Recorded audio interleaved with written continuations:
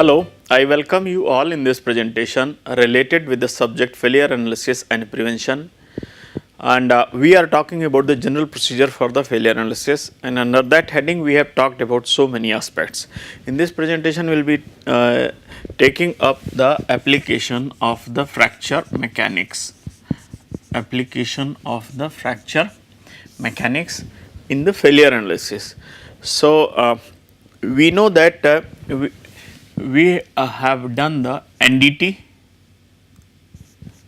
non-destructive testing, for determining the discontinuities in the failed component. We have also done the macroscopy of the fracture surface, that will also indicate the presence of the notches or the discontinuities present on the fracture surface. So, the information from these two is used to gather the kind of the discontinuities which were present in the failed component.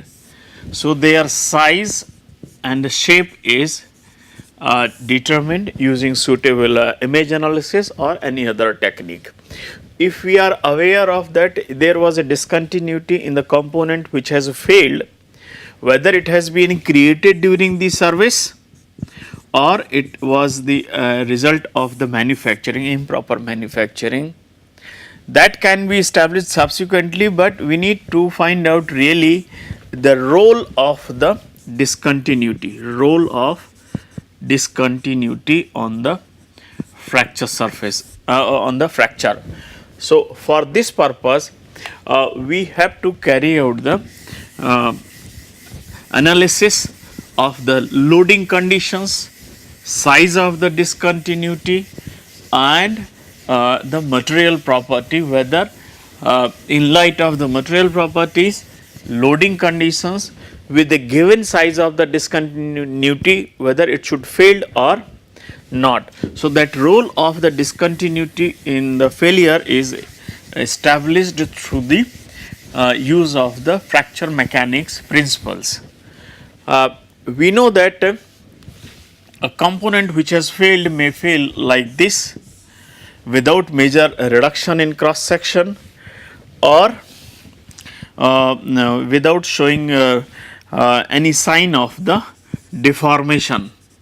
So, this will simply indicate the occurrence of the brittle fracture.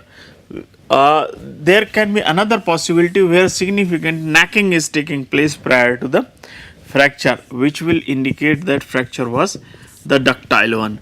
But sometimes even the ductile materials tend to behave like brittle materials.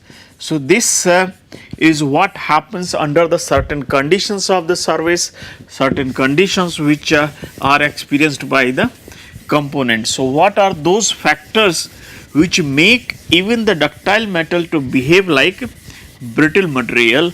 And since the brittle materials have less tolerance to the discontinuities for the failure as compared to the ductile materials.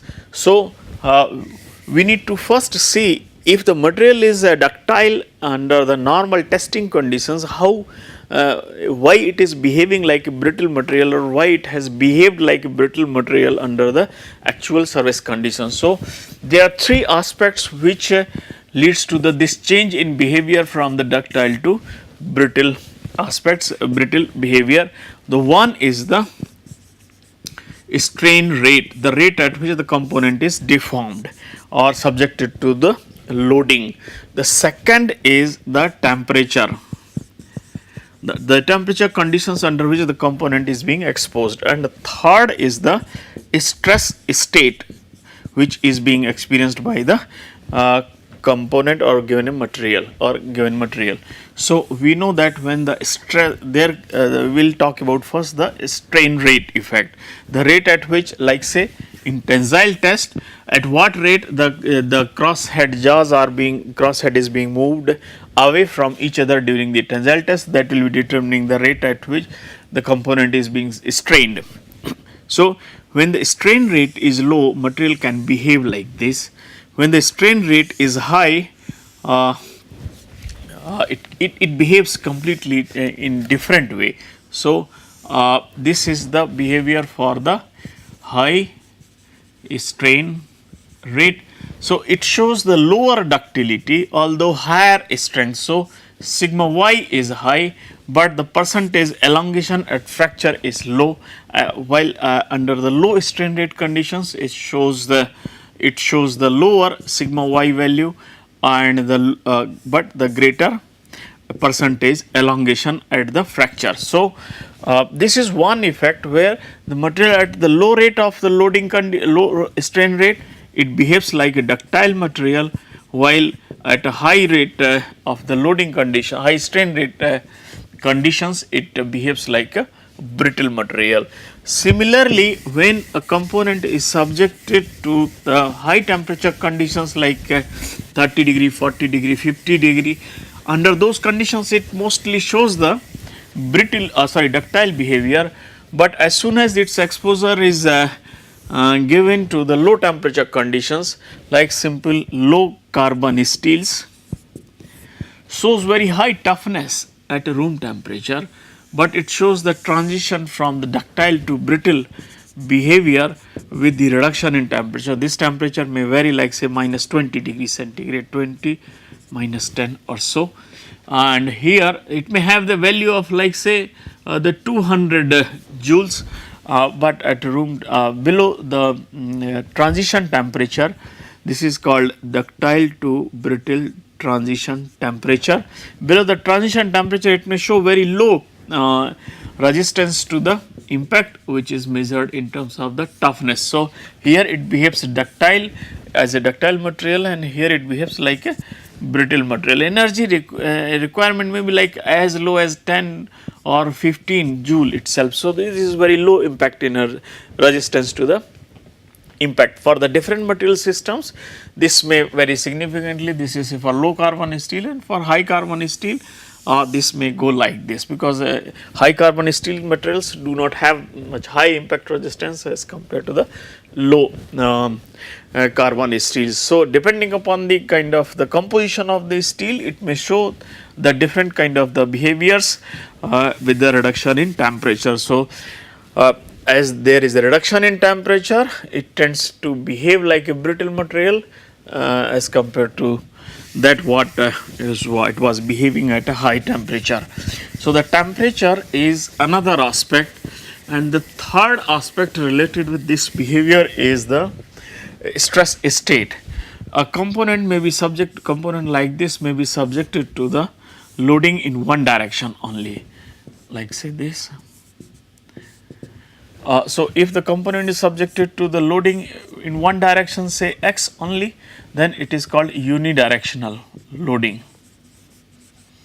When the component is subjected to the loading in two directions, then it is like say this is y direction, this is z direction. So, when the component is subjected to the loading in the two directions, then it is termed as bi stress or the triaxial stress, biaxial stress or triaxial stress loading. So, when the material is subjected to the triaxial means the loading in all three x, y and z direction is tensile type and it is acting in all three directions, then it is termed as triaxial stress state. So, when material is of the triaxial stress state or biaxial stress state or unidirectional stress state. So, when material is of the subjected to the loading in one direction only, it tends to behave like a ductile material, and this behavior changes from in the triaxial stress state, it tends to behave like a brittle material. So, what is the reason behind this? Because whenever material is subjected to the loading in three directions, it tends to the ability to deform is suppressed. Deformation tendency is suppressed. So, it does not become brittle, but it does not tend to it does not show the deformation tendency, and because of this reduction in deformation tendency, it behaves like a brittle material. So all those conditions which are changing the behavior of the material from ductile to brittle will be making the component more sensitive for the cracks or discontinuities. So say a component, when it was ductile, it can easily tolerate the discontinuities because the ductile metal can easily deform. So like say this is the crack, when subjected to the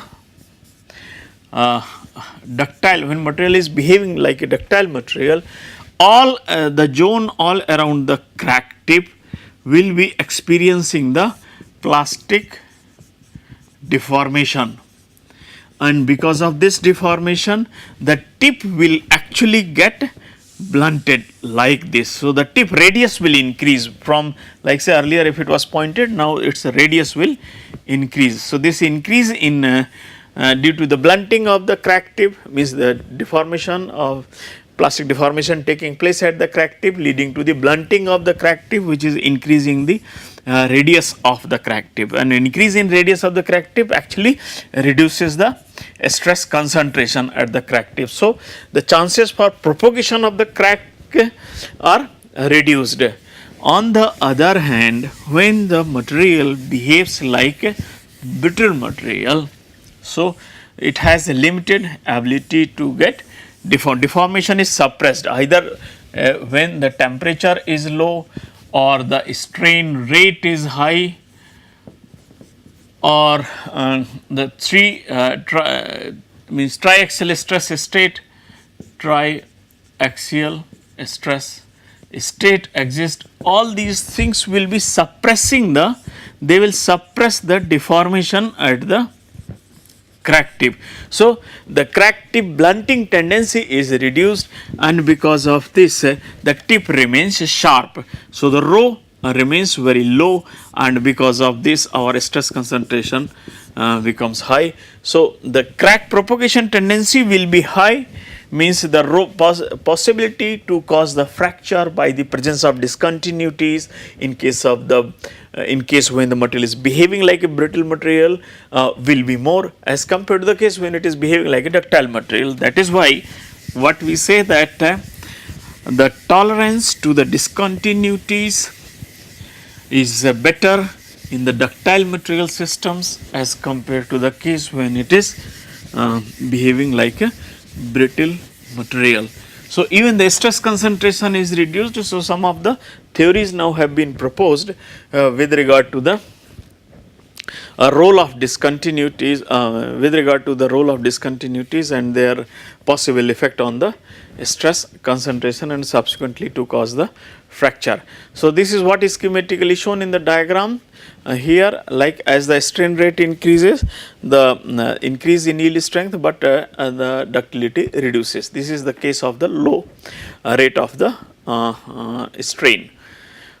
Similarly, here increasing the temperature in general increases the elongation and reduces the increases the fracture toughness at high temperature. But on the other hand, as the reduction in temperature takes place, we will see that there is a change in behavior from ductile to the brittle, and this is known as ductile to brittle transition, and especially impact resistance decreases. So FCC, most of the FCC metals are immune to this. There is no sharp drop in the toughness with the reduction in temperature, but most of the BCC metals tend to behave like this, where the sharp reduction, comparatively sharp reduction in the impact resistance takes place with the reduction in temperature. So this is what this behavior leads to the change in behavior from the ductile to brittle transition, ductile to brittle one.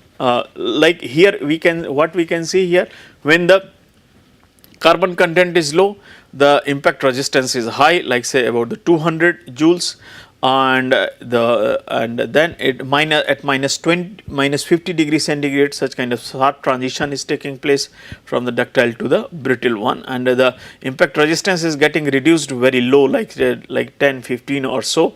But as the carbon content increases, impact resistance of the material even at a high temperature also reduces. So at room temperature, impact resistance is very low, and that is why we do not find such a high transition in behavior with the reduction in temperature, because material already behaves like a brittle material with the higher carbon content. And this is what is showing the effect of the manganese addition when we have the higher content of the manganese, the transition temperature is too high, but with the low manganese content, when the manganese content is low, the transition temperature is high, and with the increase in the manganese content, the transition temperature reduces. So, it is always good to have the lower transition temperature as compared to the high transition temperatures, because it is the possibility for the it is very much possible that the component can be exposed to the high temperature conditions. So, if the transition temperature is high, then it is undesirable. So, it is always preferred that the transition temperature is low. So, material behaves like a ductile material during the service conditions. Now, there can be three possibilities. We have already talked about this, that there can be three possibilities of the loading under which the crack can propagate. The loading 1 is the tensile loading mode, and loading mod 2 and mod 3 are the shear loading mode.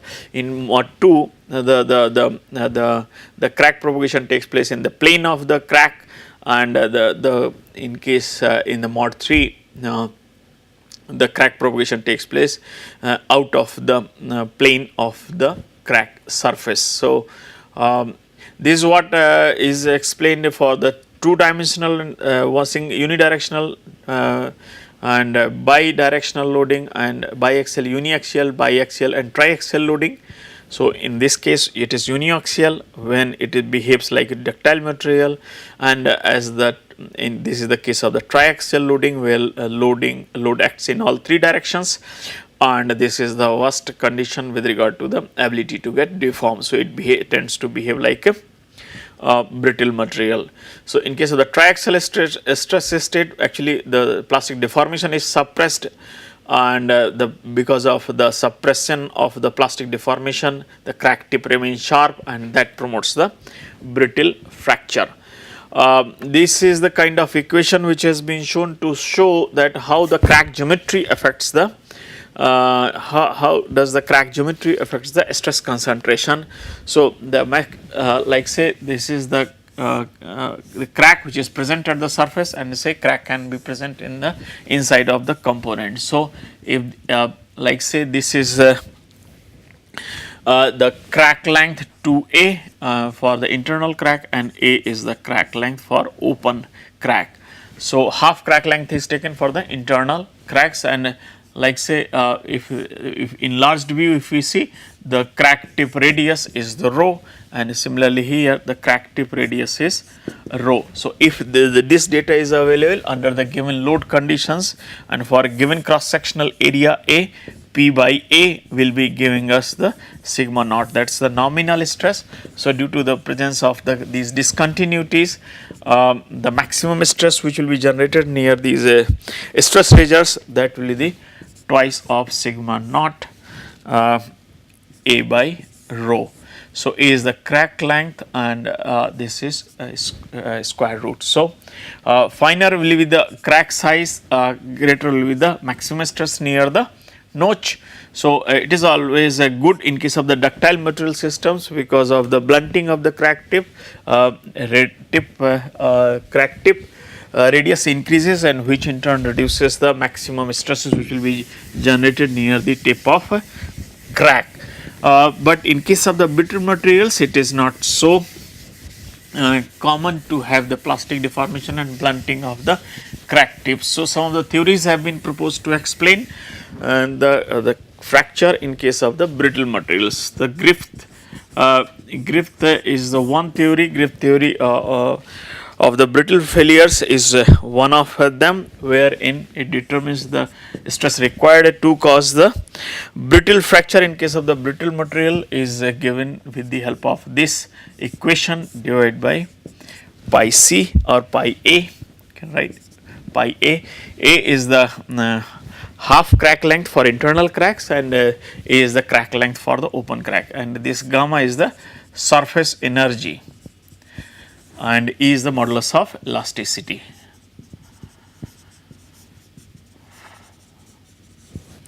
So, from this what we can determine, if we have these values of the material, we can determine the kind of the fracture stresses for the brittle materials.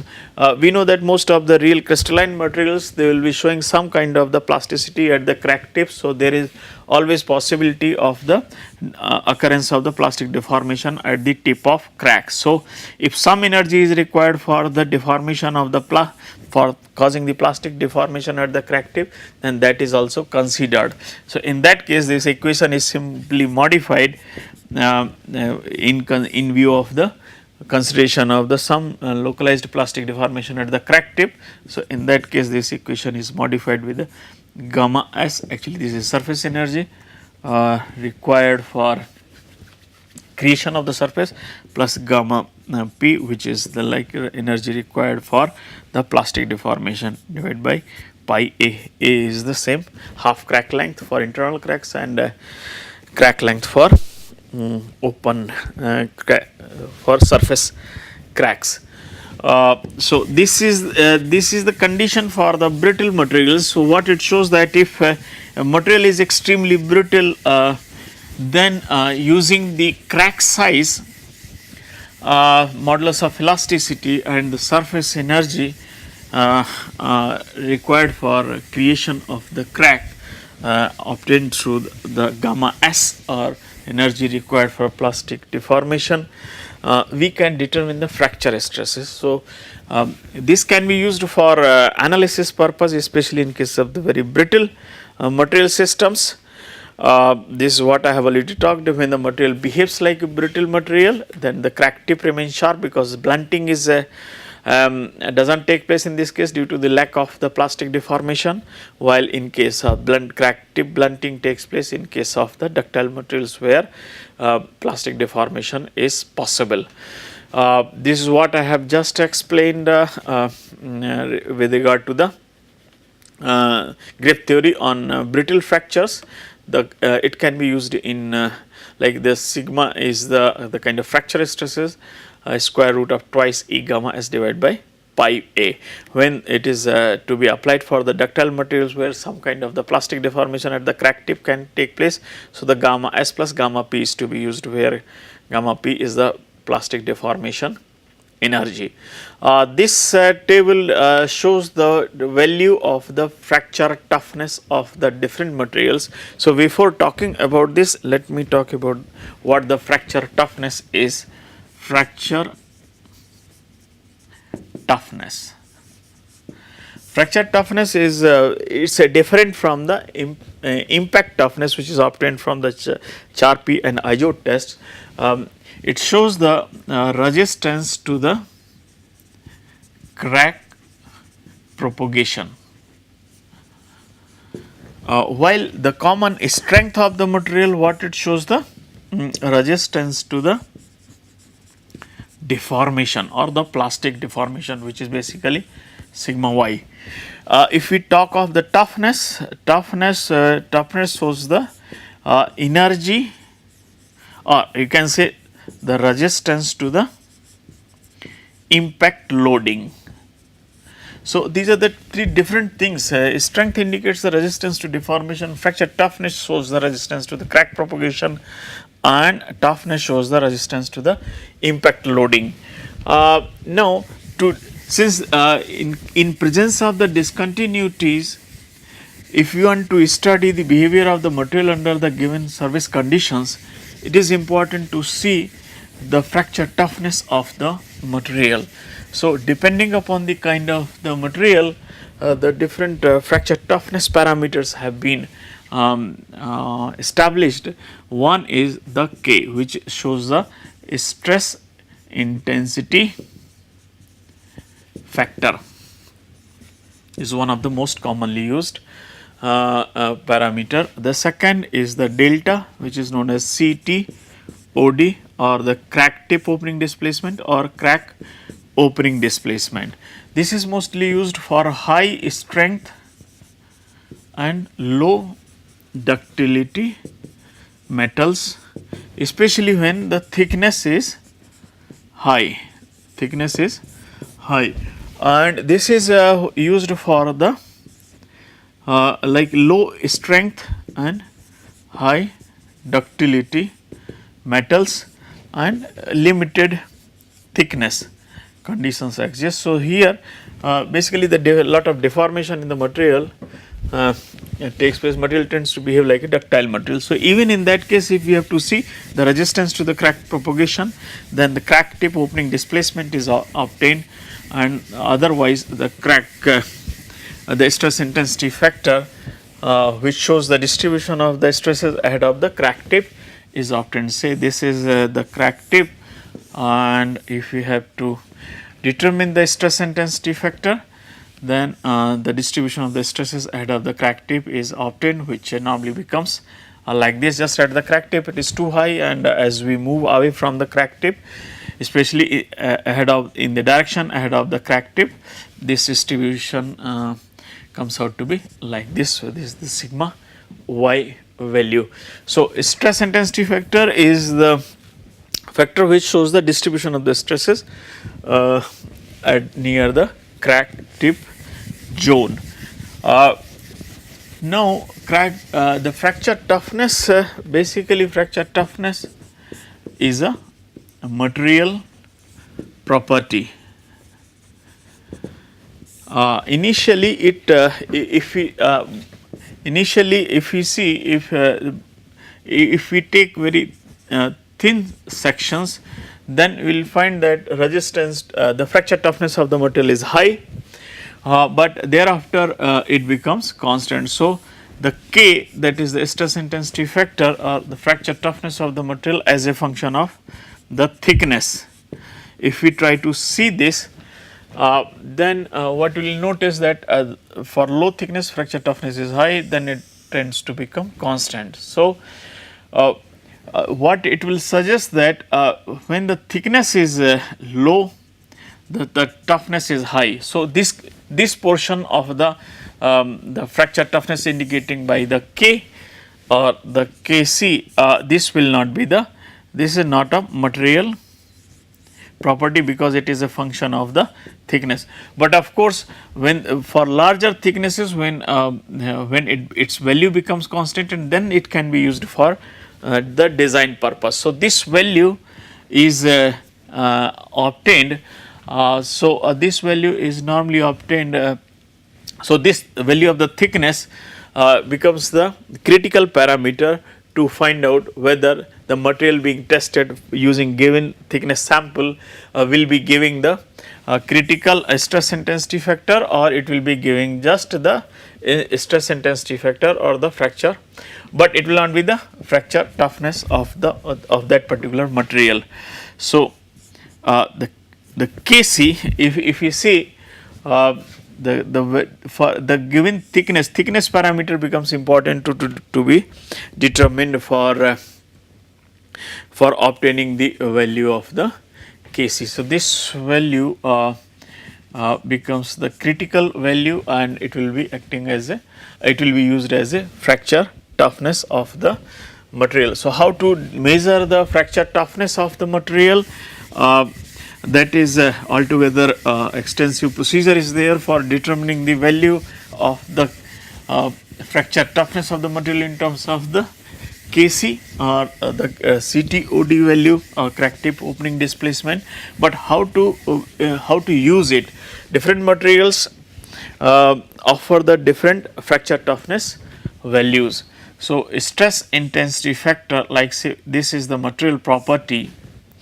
One indicates that the fracture toughness has been measured under the mod 1 loading, that is the tensile mod, and this is now independent of the thickness. So, this value is the Kc, else it is K, and this means the test has been conducted using the thickness parameters. The test has been conducted using the thickness which is satisfying the requirement for the fracture toughness test. So, this if we know this is the material property, and if we know that, then it can be related with the particular equation, which is this one, this y into sigma root pi a. Now y is the geometry constant, which is basically for very wide and thick plates it is taken as 1. Sigma is the applied stress, it is the normal applied stress, or it can be design stress also, and A is the crack size or the size of the size of discontinuity. So, under the simplified conditions, K1C, which is a material property, becomes equal to the sigma pi A. So, now these are this is the equation which is of our use, and using this what we find, since this is the material, K1C is the material property. So, if we put the A in the y axis and sigma in the A in the x axis and sigma in the y axis, then we find a plot of this kind, which shows that in this band there will not be any fracture, and here this is the fracture zone. So, for different combinations we will see that when the sigma is high, the crack size, tolerable crack size is this much, beyond that fracture will occur, and when the crack size is more or discontinuity size is more, this is the maximum sigma it can handle. So, because this K1C is the combination of the sigma and the pi A, and so any combination of the sigma and pi A can be used to see that its value is equal to the material property. So, if higher is the applied stress, then low crack size it can tolerate, low size of discontinuity it can tolerate. Since we have the fracture toughness or K1C, which is specific to the material, then using this value we can definitely find out that under the given applied load conditions, whether in presence of the crack or discontinuity of the given size A can lead to the crack, can lead to the fracture or not. Once the combination of the sigma and A reaches to the particular value which is equal to or greater than the fracture toughness of the material in terms of K1C, then it will be leading to the sudden fracture. So, what this table shows in, like the different metals have the different fracture toughness values, like mild steel has got 140 megapascals under root m, while for other metals this value will be changing. For beryllium it is very low, and these values are also sensitive to the environmental conditions. This value is given for the normal ambient condition, but if we expose the metal in the particular kind of environment for which the metal is sensitive, then there can be significant reduction in the K1C values, and this reduction can be like 10 to 20 times of the normal fracture toughness of the material. So, if we know the fracture toughness of the material, then using this kind of analysis it will be possible to possible to see whether under given applied stress conditions, whether for a given crack size fracture can occur or not. Definitely if the material is fixed, so the K1C value will be knowing. We know the design stresses or the stresses which were for which component was subjected, and from NDT and macroscopy we know the size of this discontinuity. So, using these three, basically we can establish if the discontinuity has really led to the failure of the component or not. So, basically this is the fracture mechanics which relates in the material properties, applied stress and the discontinuities present in the component. Now, I shall summarize this presentation here. In this presentation basically I have talked about that how the material behavior changes from ductile to brittle, and in which way the material property like fracture toughness can be used to find out whether the discontinuities have played any role in fracture of the component under the given stress conditions or not. Thank you for your attention.